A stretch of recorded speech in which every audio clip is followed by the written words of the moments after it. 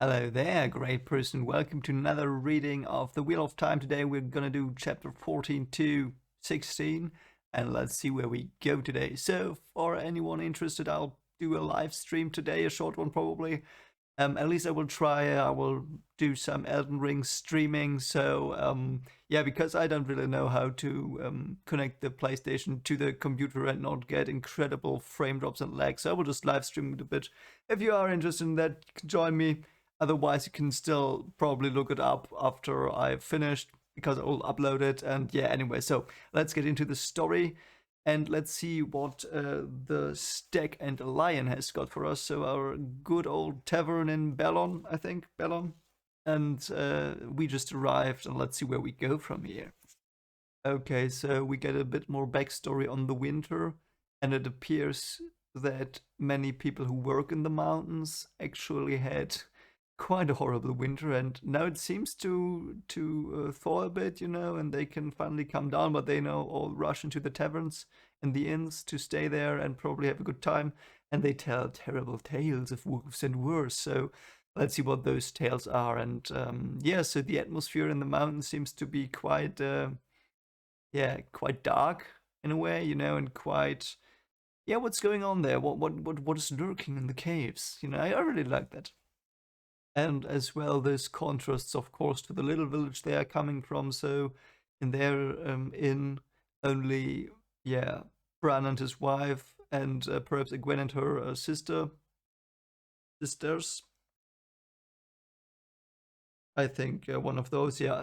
In any case, they did not need that much help. But here in the big city, there are so many people helping in the back, in the kitchen and stuff. It's again the contrast to where they are from. So okay, so the White Cloaks is starting to. Yeah, they try to.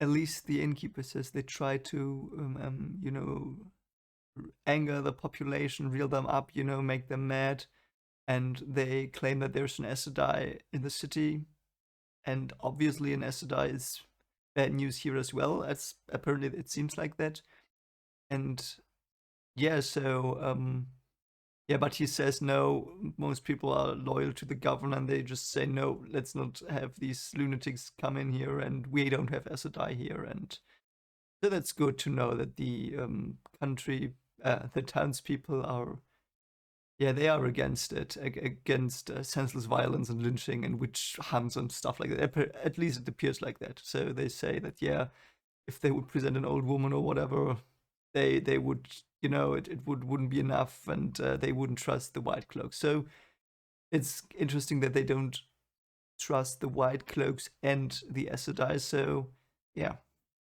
So Moraine wants to talk to a character called Min. Do we know that one? I don't remember Min.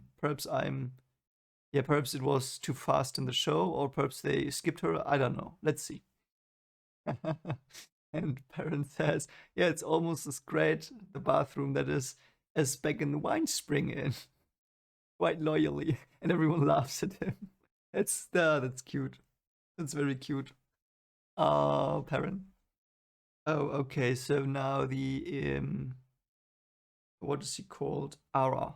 Ara sees the weapons and asks, "Is there trouble down country too?" So yeah, I wonder what trouble exactly they have in Bellon. Is it the White Cloaks? Is it the guys from the mountains, or what they tell? Or I meant the Geldan kind of trouble. So what's dragon? Nothing but sheep down country, isn't there? No offense. Yeah, I mean, why is everyone talking about sheep? Is it really that they have so many sheep? I don't know. I mean, Rand had sheep, but as far as I understood it, they were more like corn farmers, like corn and apple trees, and they had an orchard, I think. I'm not sure. I'm not sure. Strange things in the mountains. What strange things are in the mountains? And Matt's being an idiot, and he's, yeah, let me tell you about troubles. I fought them. Oh, well, he doesn't say the latter part, but and then Tom's like, yeah, why do you tell my stories? And everyone realizes, okay, Matt's gonna be a blabbermouth about it. They try to shut him up. Will it work though? It's a good thing I got back when I did, farm boy. Lan's pissed. Yeah, I would be pissed too. Why is Matt that stupid here? I did not take him for that stupid. Hmm. Perhaps you just, sometimes you're lost in thought. Yeah, so that's it. So Trollocs are a bad omen, and if they say, hey, we're being chased by Trollocs, they probably would say, you are evil then as well, even though it doesn't make any sense because you are obviously not bad if they hunt you. I don't know, but I get it. I kind of get it. It's like, yeah, why stir up trouble? And the White Cloaks seem to be they are more negatively portrayed here than they were in the show. And don't get me wrong, I know that the the one guy burned the Aes Sedai, but save for that, that when I'm referring to the situation when they met the old guy, White Cloak. When they were just like, yeah, we have to defend the country. That guy, they are not that antagonistic, but yeah, perhaps they were quite antagonistically portrayed in the show as well. I don't know. I didn't really get it like that. I got that the one guy was a douchebag, but yeah. So yeah, now Lan is exploding on them, and then they all bath in silence. That's probably quite an awkward bath having. Yeah, probably. Again, there is probably this is Min, girl that looks a bit like a tomboy. Girl, you know what I mean. Why was she not in the show? Okay, and here it's a bit clearer, and we discussed this in the comments. At least some people did. Um, that he sees Aes Sedai as evil. And yeah, here it comes out as well that it's probably because he says, yeah, Aes Sedai don't become that because they're evil. Because he says here, and that meant it was not her fault. So he faulted her for that subconsciously. So, and now he wants to apologize, but something will happen. Yeah, she's giving him the cold shoulder. That's unfortunate, mate. But you effed up a bit there, so yeah, and the innkeeper is suddenly going on a tangent about the winter being bad, and we know that, but yeah, I really do like that Jordan does this in the way that you really understand that, yeah, bad winter in those times, that's harsh. I mean, it's like bad winter in the 1800s or 1700s, something like that, perhaps earlier, it's like it completely stops a country. It's just like everyone has to think about not starving. As I said before, it's very nicely done and very consistent world building. I really like that. Interesting. So Len says about suspecting people like the innkeeper. I suspect him no more than anyone else, but then until we reach Tavalon, I suspect everyone. There, I'll suspect only half. Yeah, because of their infighting. But great. Okay, at least Moraine says he exaggerates, which he then does because he's telling the truth. So yeah. So Logain is name dropped the first time. I mean, we know he's the fourth dragon already, but yeah. So he was victorious in Geldon. Lance sounded almost as if he knew him. Does he? Perhaps he knows him. That would be so interesting. I hope he does know him. Okay, and they don't know anything other than he was victorious because, yeah, they sent the Aes Sedai there and they don't know what happened. They might have died, they might have all survived, and they might have run over to him, why ever they would do that. But yeah, I understand. I understand. So let's find out about that. Yeah, and now they're gonna stay there for 1 or 2 days. Moraine says to fetch their stamina back, but she probably has other things as well, which she just doesn't say that she wants to do. Yes, and here as well, again, it is said by Rand in his mind that he really wonders whether Lan does know the fourth dragon. And as well, I find it quite a good little reminder that he's been with Tom for such a long time because he doesn't really care for his Gleeman things anymore. In contrast to what he did in the beginning of the book, where he was all over for a Gleeman, where it was the most important thing to ever happen, so to speak. And now it's just like, yeah, well, let me better go to sleep. Oh, we're in a dream again. And he forgets the things he should know, you know, because he slips somewhere else. Perhaps he slips into a dream world, or perhaps he slips into the past, or both. I don't know. And now he goes towards the source of water. So yeah, the sky is weird and colorful and trippy, so he's definitely in a dream. So there are stones that look like screaming faces, so a nightmare again, very nice. What does that mean though? I don't know. Perhaps that pain and anguish are firing whatever this is. And he can't see himself in the mirror. Okay, why not? Is that like a stylistic device so we don't know? And suddenly strange random man is there. Okay. Is this more? What was he called from the prologue? Elan. Is that Elan? You cannot get away from me that easily, the man said. Yeah, so he's teleporting around now in the dream again. So this changing of landscape, so to speak, or of place is like the dream property here, or one of the properties of the dreams in this story. So that's quite realistic. And now he remembers that there was wisdom when he was a child, but it slips away as well. So it was probably a Gwen dancing with him in the last dream. Though, is he traveling to the past, or is he traveling to a plane where he, so to speak, is separated from the individual lives and, so to speak, is the thing he is, you know, this soul thing he is that keeps being reborn? Is it like that? Is he just that now currently?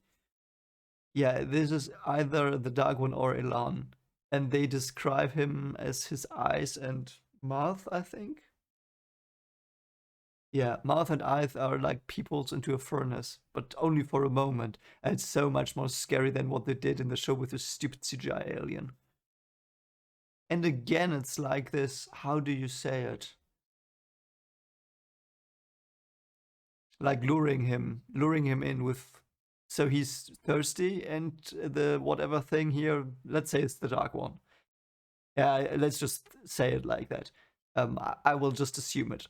So the Dark One is now not baiting him with a great white tower, but baiting him with water that will satiate his thirst. So, oh, okay. I thought he drank it, but he's about to drink it. The wine. So he has this perfect drink, like wine in a golden goblet with emeralds, whatever, rubies. I don't know. And he's just like drinking it, and he stops again. So his agency here, which was the last time as well. So I feel like this is the same dream, but in a different context. You know what I mean? At least until now. He's first wandering through strange worlds in a way, and then he meets this, what's it called? I will look the word up because I want you to give you my thoughts as clear as possible. So temptation, yeah, sorry, stupid. So it's temptation again. He gets tempted. Why did I not remember that word? It's such an obvious word. And then, yeah, he puts it back and says, I'm not as thirsty as I thought, mate. You can't tempt me here. Go away, Shadow Man that has burning eyes. Go away, I don't want your wine. Creepy dude. Whatever.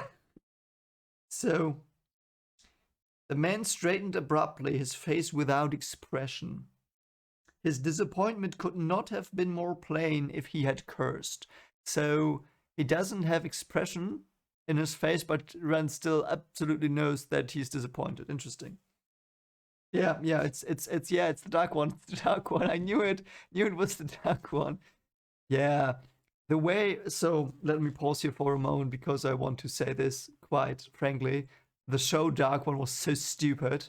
I know in the last episode, there was something there that was supposedly there that I didn't see because I didn't know, and I still don't know, you know. But yeah, from these stupid dream appearances he had, the stupid CGI alien, again, it was so stupid. This is much more creepy. It's like the face is suddenly dropping in, you know, the eyes. You know, it's like this. Let's say I'm the Dark One. This is my face now from the Dark One, and suddenly the eyes are like falling inside, like into the head, distorting, and there's this strange red glimmer inside, like these holes, real holes, like there's this I don't know if it's a phobia per se. It's this, if you see this picture with people that have holes all across everything, and you really have to bath when you see it because it's so strange and disgusting, like that, a bit like that, that he suddenly gets strange holes with, I don't know. They could have done it so much better. And that was my main gripe with the show, by the way, that CGI alien. At least until the last episode came out, and it was a bit all over the place. It was still okay, but it really, you felt that Corona was getting it. But I don't know. The CGI alien was badly done, and this description is much more eerie. Okay, now Rand is deciding again. He has the urge to run away, to flee, to hide, whatever. And then he says, I'm gonna face you, you A-bag. I'm gonna face you. Oh, okay, so this is going to be teasing the ending of the book, I imagine, and because I read here that he's talking about the eye of the world, so let's read this together, and yeah. Are you expecting glory? Alzamon said. Power. Did they tell you the eye of the world would serve you? How? What? What glory or power is there for a puppet? The strings that move you have been centuries weaving. Again, against the agency that he shows here in the dream again, and that he starts showing, and yeah. Your father was chosen by the White Tower, like a stallion robed and led to his business. Your mother was no more than a brood mare to their plans, and those plans led to your death. What? I'm sorry, what? The last thing really caught me off guard just now. Your father was chosen by the White Tower, like a stallion, blah, blah, blah. Your mother was no more than a brood mare to their plans. To whose plans? Who planned? I thought the wheel planned. So someone planned his birth, but clearly not his birth here. Oh god, this is so confusing. And those plans led to your death. So is he talking to Lutherian? Is he talking to a dragon before that? Was that before him? And now Rand seems to remember something. My father was a good man and my mother was a good woman. Don't you talk about them? So he's like, these very important things seem to surge up now a bit because he's arguing with the Dark One. But I'm really confused as to what he's talking about here, the Dark One. So is that in general the creation of the dragon, or is he specifically talking about Rand or about another incarnation? I guess another one. Or I don't know stuff. Because they, who's they? It's so vague. What are they? And now the Dark One says, yeah, you'll be used by the Emerald Seed. Okay. And no, he can't talk about he can't be talking about the past of Rand as the past of the dragon because he doesn't know yet. Because he's trying to figure out if he's the dragon or not here. So, and now he says, because he says the Emerald Seed will use you, and then he's naming some people, and I assume they are false dragons. Davian, Urian, Stonebow, Guer, oh god, I'm so sorry. Amalazan, and Raolin Darksbane. Just as Logain is being used, yeah. Used until there's nothing left of you. So, yeah, because of the corrupted power, perhaps. And now he doesn't remember his life anymore. It's so weird. Oh, and now he's spitting facts at the Dark One. You are bound in Shayul Ghul. You and all the Forsaken, bound by the Creator until the end of time. So now, I hope, Dark One, that you are so kind as to tell me what the Creator is, because I want to know. Can't you just now tell me, yeah, actually, it began on a summer evening when the Creator first awoke, and then, backstory here, no, he's just spouting stuff about the death and the end of the universe. Too bad, I would have liked a backstory, but of course we don't get it here, if we ever get it. The death of time will bring me power such as you could not dream of warm. And it's like the typical Eisen argument. yeah, you're like ants to me, and I have to be careful not to step on you. You know, it's. Oh, but this is turning interesting. You are bound? Fool, I have never been bound. What? I stood at Lutheran Kingslayer's shoulder when he did the deed that named him. It was I who told him to kill his wife and his children and all his blood, and every living person who loved him or whom he loved. It was I who gave him the moment of sanity to know what he had done. Have you ever heard a man scream his soul away, Worm? I could have struck it. He could have struck at me then. He could not have won, but he could have tried. Instead, he called down his precious one power upon himself, so much that the earth split open and reared up Dragon Mound to mark his tomb.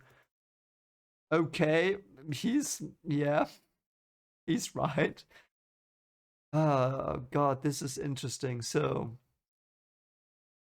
he says he's not bound and he's not completely bound. Perhaps that's what he means because he can obviously communicate still with the world, so he's not completely bound. And yes, true, because Elan used this strange power, and it was the power of the Dark One. And the Dark One here says, yeah, he couldn't have used that if I was bound completely, so he couldn't have used my power. It was me, I'm the power. Because he's sentient power, I think. Because I think he just takes the shape of this man. Because you always see this glowing ember, this rage force, whatever it is, behind his eyes, and I really get the feeling that it's that he's a sentient force, you know, like if time was a person. I don't know. Okay, and Arthur Hawkwing, so the King Arthur guy, he was apparently a ruler once, and then the Dark One had tainted the power, so he tried to use the power perhaps, and then he had at least he went against the Aes Sedai on a large scale. Oh, what is this? All of this lore? What? I love this.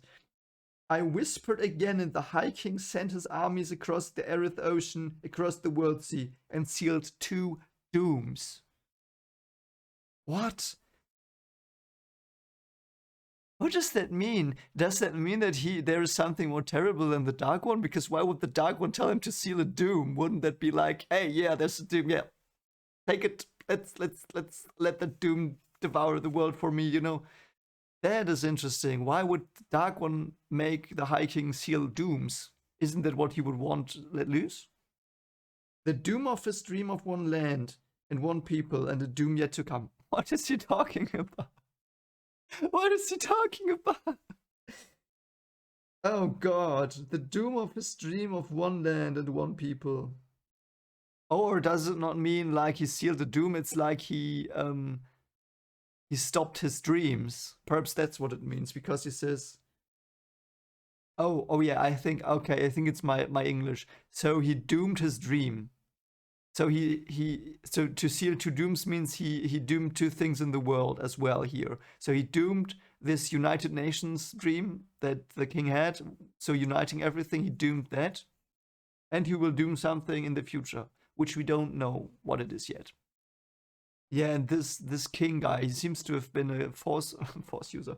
Sorry, Star Wars fans.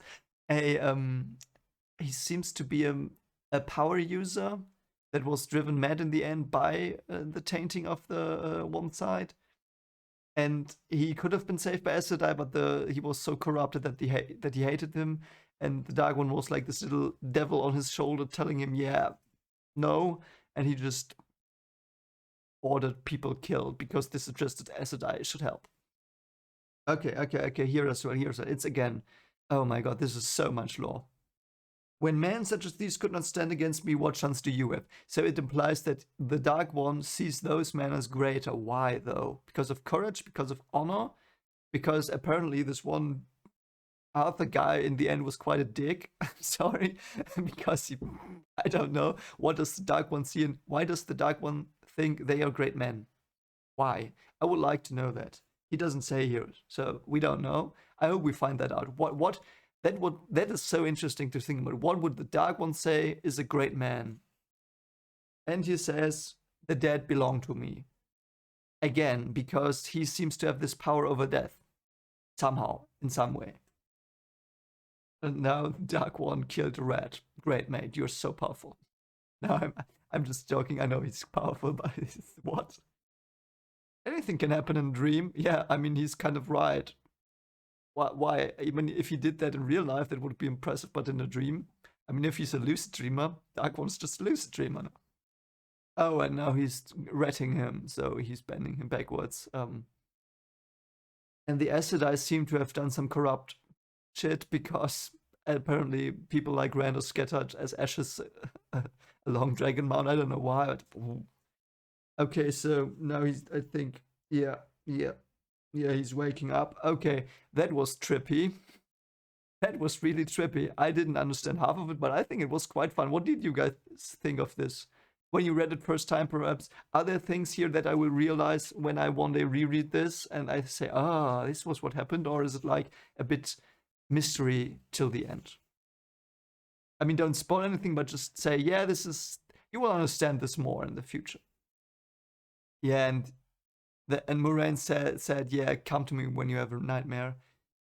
You should now go to Moraine, first thing to do. And now he says, he's a bit stupid. He's not gonna tell Moraine, I think. That's what I get from this. Why, mate? You just saw the Dark One in the dream. Isn't that, the worst thing? And she says, yeah. And Aes Sedai, it's as bad as an Aes Sedai, the dream. What? Why? Isn't that worse? I don't understand him here, I have to be honest. So that was chapter 14. Great chapter. It was like easygoing and then suddenly lore drop after lore drop. So I really did enjoy this one quite a lot. Oh, and I've been recording for quite some time. So yeah, so you will get probably a long episode today. Yeah, so anyway, let's continue with chapter 15. Oh, okay. He had more dreams, but we don't know. Okay, now the chef has some complaints about her, or has had some complaints about her cat, and she says that it's a good cat. Why did she find a mouse with the back, or a rat with the back broken? That would be so eerie. And now Sarah, the chef, is going away, and what's he called? Ara? I think he's called Ara. Ara is just like, no, I'm so sorry. I didn't want to upset you. You're my chef. You're the cook. I need you. Yeah, I'm pretty sure this is not just introducing the cook. I think this is gonna show that something happened in reality that is like in the dream. It's probably a rat with a snapback. That's what I think. And as well, rats are the ambassadors of the Dark One as well, or of the Myrddraal. So maybe that's like Moraine ended them all. That's also possible. I don't know. Also interesting that the Dark One controlled the rat in the dream as well. Yeah. Yeah, backs were broken. See? Am I great or what? I'm sorry. Yeah, it was kind of obvious, but it's not that obvious that I say this is stupid. It's really good. I really like it. It's like, I'm so sorry to go back to this. It's like in The Godfather when the horse head is in the bed, and now here's just like the Dark One put rats with broken backs in the inn to scare Rand. But why would he do it? Why would the Dark One show himself in this way? Or is it Moraine that broke the backs? It's probably the Dark One, but why would he do it? What would he gain from making Rand think that it was a real dream? That he awakens as the dragon? I don't know. I have to talk about that with my friends. We will theorize about that, I think. Okay, so here Tome is saying that there was a crusade where they looked for a horn of winter, perhaps, no, horn of Valir, and that should resurrect the heroes of old, and perhaps because we have rebirth, like perhaps call them back sooner than they should, or whatever. I don't know. Oh, Perrin had a bad dream. Okay, did he dream of the rats as well? Okay, yeah, okay, they all had the dream. Of course they did. So, yeah, he killed the rat. What a douchebag. And, yeah. You should tell Moraine, all of you. Yeah, and Matt is probably like, I don't want to believe this. It's too strange and too dangerous.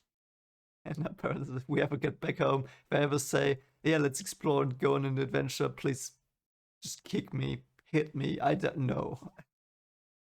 Oh, man.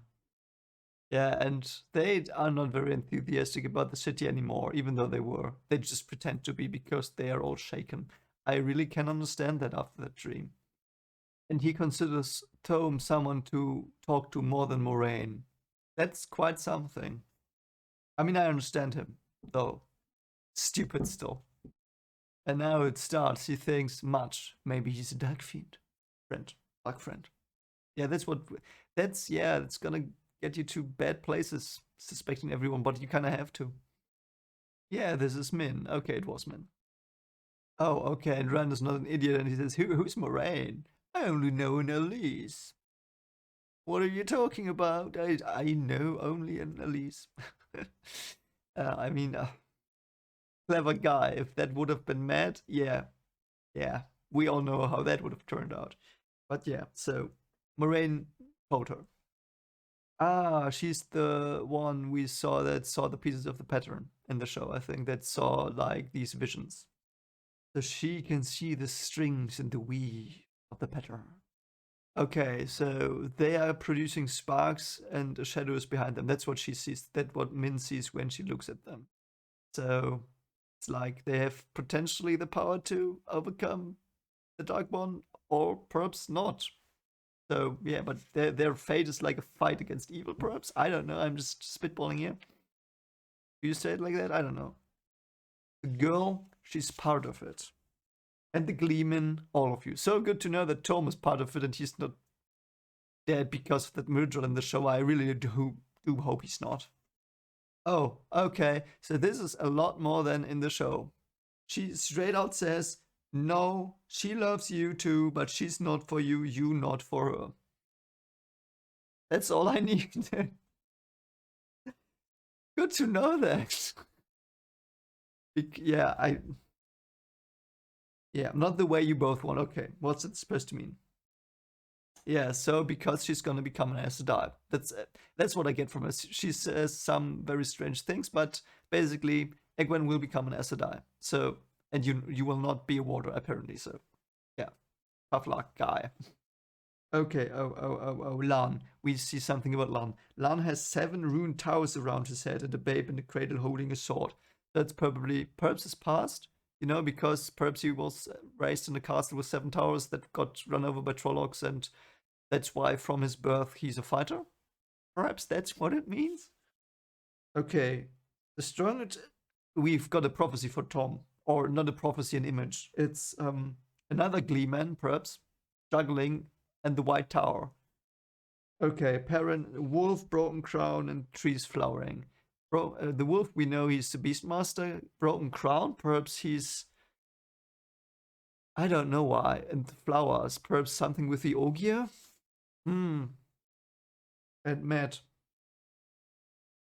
A red eagle, an eye on a balance scale, a dagger with a ruby, that's the cursed dagger probably, a horn, and a laughing face. So perhaps he finds the horn that will awaken the old heroes?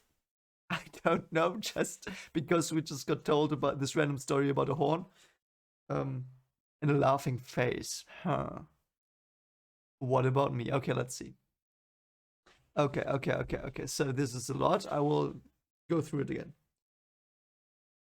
A sword that isn't a sword, perhaps because the Heron sword is not really a sword because it only has one edge sharp. A golden crown of laurel leaves. I don't know what laurel means because I don't know the word, unfortunately, but it's probably a leaf crown, like he's some kind of ruler, whatever. A beggar's staff. Why a beggar's staff? I don't know. Pouring water on sand to make things grow, perhaps? It's like a bit like Perrin because Perrin just makes things grow around him in that vision thing and he has to pour water on sand. I don't know. Perhaps he's trying to turn the desert flourishing again. I mean, he's an Aiel. That has perhaps something to do with that. A bloody hand, that could mean anything. And a white hot iron. A blacksmith, I don't know. 3 women standing over a funeral bier with you on it. What's a bier? I'll have to look that up because it seems central to the problem at hand. Yeah, sorry that I have to look up some words. I only know the German beer. Quite tasty. Oh, oh God, yeah. It's not at all a beer. It's a beer. Three women standing over his corpse, so to speak. Black rock wet with blood. So is Rand gonna die in the end? Or is he gonna be resurrected? Well, it doesn't have to mean that he's already dead. It just means that he's laying there. It doesn't have to be literal. Oh God, this is fascinating. But the good thing is I don't know anything about this, so I can't really theorize a lot. So that's all my theorizing I just did here. At least what I could do. So yeah, we will come back to this, I'm sure, down the line. Okay. They will meet again and he's got lightning powers coming from him and towards him. Okay. Okay, now she's saying something about dreams not being dreams in her whatever. I don't know. And she knows more and she isn't telling him because that would ruin the mood and probably the tension. So yeah. Can't escape from me. That sounds a bit like a threat, doesn't it? This is a bit eerie in the end. Yeah, and again, the winter drought is like, yeah, they are paying so much for stupid food like half rotten onions, whatever. I mean, it's saying something else here. It's saying shriveled turnips, but probably rotten onions as well. So yeah, that's very bad.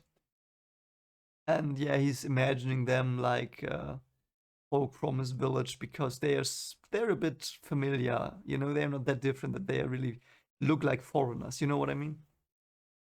Oh, he sees Pat and Fane. Okay, that's cool. That's better than in the show. If we would have seen him more in the show, the twist that he was an evil dude in the end would have been a lot more more what is going on, I think. Oh, he's meeting him in the alley. What? That's okay. Okay, let's go there. That's wow. What? Yeah, we all thought you were dead. Dead? Not Pat and Fane. Pat and Fane knows which way to jump and where to land. Yeah, I'm sure you do, mate, you creepy weirdo. I'll live a long time, longer than.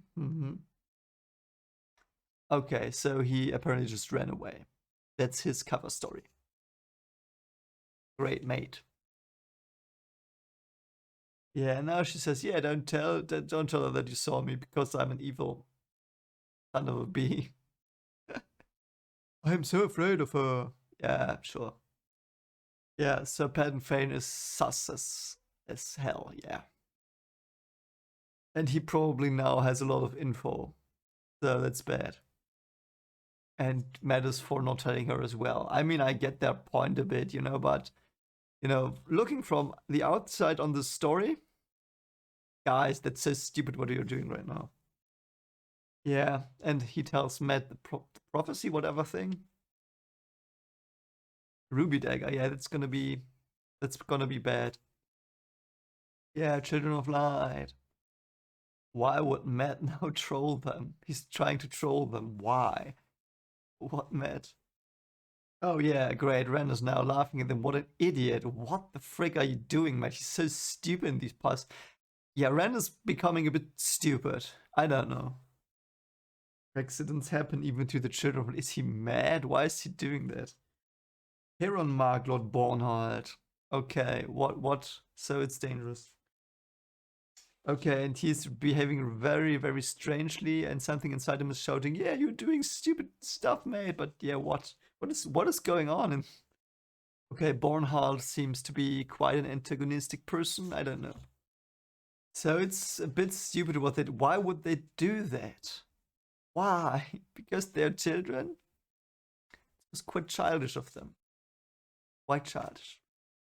Yeah, they are telling Tom, and Tom is, yeah, he's cautious. Okay, so they are now talking about the names that the Dark One name dropped, and apparently they all were men that shook the foundation of the world. So they did great deeds, and apparently the Aes Sedai ended them all because they probably used the side of the power and got corrupted. Yeah. Okay, so the Eye of the World is legend, like this horn thing, and people just like go and seek the treasure or whatever. Yeah, and Tom says, "Yeah, don't tell her." Why though? Yeah, I understand. He's probably has this past as well, the past he has in the show. So I don't know, but I think it's still stupid. Ooh, Nynaeve has arrived. Okay, that's why Perrin is so. Oh, well, very good. So Perrin didn't tell it, but he saw Nynaeve. What? Very, yeah, good, fine. I like my Nynaeve in the chapter, so probably yeah. I love Nynaeve. She rooted Hightower out. I don't know how he got back over the river, but she said he was hiding in his bedroom. She bullied him into finding a vote. Oh god. Yeah, they wonder what she wants. I wonder too. Let's see what she wants. Okay, so that was chapter 15. That was very nice as well. So much happened here. Oh god, I'm so... This is already so long, so I think I will only do these 2 chapters here. Because it's so much. And I think when Nynaeve is here now, there's going to be a lot more lore drop, I assume. So let's just finish here and do the rest on Sunday. I hope you can excuse me that I did not do 3. So anyway, I will now discuss them with my friends and I'm looking forward to it. So yeah, I hope you have a very great day. If you like this, consider liking, subscribing, ring the bell. I do this stuff and some other stuff as well, like Witcher reactions, which I did not do this week. I don't know. I didn't really have the time. It's very unfortunate, but yeah. So anyway, I hope you have a great day and see you soon. Well, in the future when I've discussed it with my friends. Here we go. Hello there, great person. I'm back from the future. And yes, we talked quite a bit about the past chapters. So the main thing we talked about was the dream, but we also talked a bit about Egwene and her relationship with Moraine and her starting to go on the journey and how we can understand what she does, you know, why she goes. And I got the hint that more will perhaps be explained later as well from her perspective, I hope. And what also was interesting was, and I hadn't thought about that actually, even though it seemed pretty obvious to me in hindsight, that when Moraine talks to Egwene in the forest, in the, I think it's chapter 13, so not the one I reacted here, but the one I reacted to last time, it was like she said, yeah, you are still gonna be the same woman you are now, just with more power. That was meant for Rand, because Moraine obviously could see him, apparently, so that was a neat detail. And yeah, the Dark One. So first things first, the setting they are in the dream or whatever it is. So they are in this world where the sky is strange and where there are these terrible faces in the stones, you know, and it's like this weird thing is there that's Alzamon apparently, but we are not sure. And it's very Lovecraftian. So we talked about it again, and I more and more got the impression that you are like in the realm of Azathoth or something like that. You know, some cosmic deity that you don't really know what it is. You can't really see it because, you know, it speaks through this avatar. You know, a bit like, and I'm gonna do a Lovecraft comparison again, like Nyarlathotep, however you pronounce him. And it's like this, there is something there. It's like this hellish or this otherworldly realm he is transported to. And the Dark One's there, and he can see the man that he appears to be, a young man, apparently a bit handsome. And but there is fire inside of him, and that's what's talking really, and that's the thing that's controlling stuff. And we also talked about a lot about Loghain and what exactly. No, not I'm sorry, not Loghain. Ellen from the Breaking, that guy that talked to Luce Theron. That's the guy we talked about, because he has parallels to this person.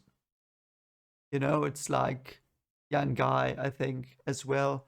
We don't really know how he looks, so could be him, but that would not make a lot of sense because the Dark One is not that guy, I think, or perhaps it's like yeah, what is their relationship? But yeah, we just noticed some similarities between them. So and especially because yeah, the Dark One said you used I I gave lose their insanity. That was him, and yeah, it would fit if Ellen, you know, um, how do you say it? Grabbed into the, so to speak, grabbed into the power of the Dark One and made it happen. So the Dark One essence thing, whatever it is, acted through him, and that it can like it can stretch out beyond the prison, even though it's itself said it's not in prison. But that was confusing, yeah. So yeah, that was so weird, and um, we yeah, we were not sure whether how it was meant. Was it meant metaphorically? Was it even true what he said that that he is not bound? I mean, he can't be bound completely if he's showing up in dreams or whatever it is. But you know, it's like how much of what it said is true, and I'm gonna say it because I think that's more appropriate. Because I don't even know if it's a man or a woman, because it might have just taken the shape of a man because it talked to men. I don't know, might have emulated them and then poisoned the male side because that's what it was looking at, you know. That might be, I don't know. So yeah, what was it telling the truth? Because first he tried to tempt him with the goblet, then he tried to get him to say things. And yeah, we talked about this passage where the Dark One talks about the mother and father of perhaps Rand. That was like, we said it was like a horoscope. You know, when you read a horoscope, it's like it could be anything, and the Dark One just wanted to get info. So he said that stuff, and the other person reacted, and from that he gathered some information. That's what at least what we came up with as an explanation for that part where I was so confused. One of the parts I was so confused at. Um, Also, then he tells him Rand how powerful he is, and then he demonstrates the power. And yeah, he probably took the red because first the red because we know the Dark One, it can control reds, and then he controlled Rand, which is like an upgrade of the ability, so to speak, that we did not know of, and that's why it showed. The winter, we talked about that as well. So the winter seems to still be there. It seems to be waning a bit. Is it what you say? You know, it's starting to fade a bit, but it's still too bad to plant anything, and starvation is imminent, so to speak, and everything is bad. So we did not yet talk about chapter 15, I think it is, where they meet Pat and Fane. We will talk about that Sunday, and we will talk about the next 3 on Sunday. So on Sunday we will have chapter, I think it's 16 to 19. 17 to 19. I don't know. The next 3, we will do those, and then we'll hopefully be caught up. So I hope you enjoyed this. As I said, perhaps I don't really remember. If you consider this, like and subscribe and ring the bell to get more content. Wheel of Time, fantasy, or perhaps some science reactions. And yeah, that's it for me today. I hope you have a great day. Perhaps you'll join me in the live stream. Perhaps it's already on. Perhaps it already happened when you see this. So anyway, hope you have a very great day and see you soon. Bye.